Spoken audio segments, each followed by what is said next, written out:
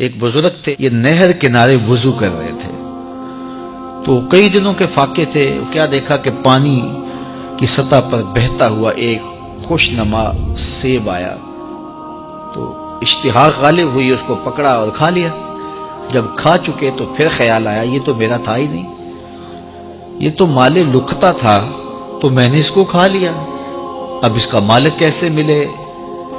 جس سمت سے پانی آ رہا تھا اس سمت سفر شروع کر دیا۔ کئی دنوں کی مسافت کے بعد دیکھا کہ ایک باغ ہے جس کی شاخیں اس پانی کی طرف لٹک رہی ہیں، سمجھ گئے کہ یہیں سے گرا ہوگا اور میں نے کھا لیا۔ خیر باغ میں پہنچے، مالک سے ملے، کہا کہ یوں میں نے ایک سیب کھا لیا ہے اور میرا غالب گمان یہ ہے کہ اس باغ کا وہ سیب تھا، تو میں معافی مانگنے آیا ہوں، یا پھر بتائیں کہ اس کا ہرجانہ کیا ہوگا۔ جب مالک باغ نے یہ بات سنی، وہ بھی صاحب نظر تھے، سمجھ گئے یہ تو کوئی در یگانہ ہے، یہ تو کوئی گوہر یکتا ہے، تو تیور بدل لیے، کہا ایسے تو نہیں معافی ملے گی۔ کہا حضرت کیسے ملے گی؟ کہا 12 سال تک میرے باغ کی گوڈی کرنا پڑے گی۔ اللہ اکبر، اور ایک شرط اس کے علاوہ ہوگی۔ کہا ٹھیک ہے، میری غلطی تو معاف ہو جائے گی نا۔ 12 سال تک باغ کی گوڈی کرتے رہے۔ ایک دن فرمانے لگے وہ صاحب باغ جو تھے کہ سیب توڑ کے لاؤ، مہمان آئے ہیں، تو وہ سیب توڑ کے لائے تو وہ کچے ہی تھے، تو کہا تم 12 سال ہو گئے ہو سیبوں کے باغ میں رہتے ہوئے، تمہیں پتہ نہیں کہ کچے سیب اور پکے سیب کیسے ہوتے ہیں؟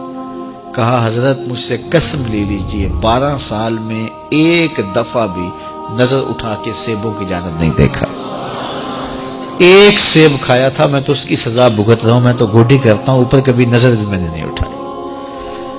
سینے سے لگا لیا، کہا ایک شرط تمہاری پوری ہو گئی، اب دوسری شرط ہے کہ میری ایک بیٹی ہے جو آنکھوں سے نابینا ہے، کانوں سے بہری ہے، بول سکتی نہیں، اور وہ اپاہج بھی ہے، چل بھی نہیں سکتی، اس سے تمہارا نکاح کرنا چاہوں، اگر تمہیں قبول ہے تو معافی ہو جائے گی۔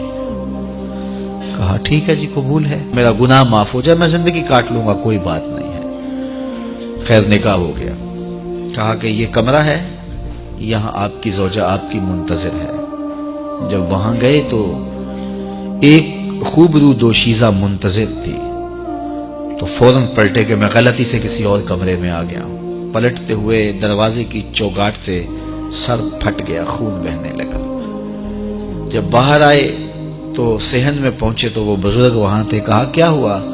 کہ حضرت ایک غلطی کی سزا اتنی کاٹی، اب کہیں دوسری غلطی نہ ہو جائے، وہ تو کوئی اور ہے خاتون۔ کہا وہی تمہاری زوجہ ہے۔ تو میں بتاؤں کہ وہ بہری کیوں ہے؟ آج تک اس نے غیر محرم کی آواز نہیں سنی۔ تو میں بتاؤں کہ وہ بول کیوں نہیں سکتی؟ آج تک اس نے غیر محرم سے کلام نہیں کیا۔ اندھی اس طرح ہے، آج تک اس نے غیر محرم کو نہیں دیکھا، اور اپاہج جس طرح ہے، چل کے کبھی گھر کی دہلیز سے گئی نہیں ہے۔ تو اس خاتون کا جب نکاح ہوا اور پھر ان سے اللہ نے ان کو ایک بچہ دیا جس کا نام ہے الشیخ عبد القادر جیلانی۔ جب ماں باپ اس طرح کے ہوں تو بیٹے اس طرح کے ہی ہوتے ہیں، باپ کا لقمہ پاک، اور ماں اپنی آبرو کی کیسی محافظہ، پھر در یگانہ اور گوہر یکتا جو پیدا ہوتا ہے وہ دین کی احیاء کرنے والا ہے، دین کی مردہ قدروں کو نئی زندگی دینے والا ہے۔ حضرت ملا علی قاری لکھتے ہیں کہ حضور غوث اعظم جب مجلس واعظ کرنے بیٹھتے تو 70 ہزار کا اجتماع آپ کے مجمع میں ہوتا، اور عمومی طور پہ اللہ کی رحمتوں کے حوالے سے بات کرتے، اور جس دن آپ اللہ کے قہر، غضب اور جلال کی بات کرتے کئی جنازے اٹھتے۔ یہ آپ کی گفتگو کے اندر عصر کا رنگ اور شیرینی تھی۔ اللہ اکبر۔ تو باپ دیکھیے کہ رزق کے معاملے میں کتنا محتاط ہے، اور ماں دیکھیے اپنی عصمت کی کتنی حفاظت کرنے والی ہے۔ مائیں بچوں کی تربیت کرتی ہیں، ماؤں کے ذریعے سے پاکیزہ صرف بچے جنم لیتے ہیں، تو لہٰذا ماؤں کو اچھی تربیت کا حامل ہونا چاہیے تاکہ وہ آگے اچھی تربیت خود کر سکے۔